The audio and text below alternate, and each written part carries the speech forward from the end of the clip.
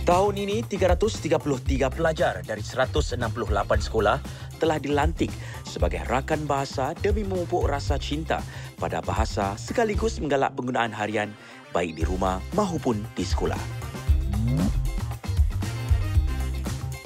Bagi saya, perkataan yang paling sukar untuk disebut ialah masalah.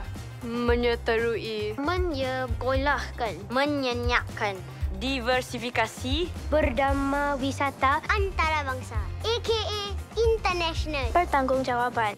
Sepanjang tahun, rakan bahasa diberi peluang untuk menyertai acara yang mengasah penguasaan bahasa mereka. Itulah ikrar rakan bahasa. Cerita, kerana saya cerita.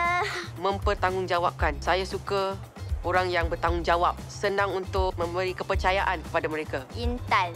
Intan suatu permata dan saya permata di mata ibu saya. Antara acara yang diadakan ialah kad aktiviti kembara rakan bahasa dengan misi membaca, menulis dan menterjemah serta pertandingan T-Verse yang mengajak para rakan bahasa untuk menghasilkan audio siar mereka sendiri.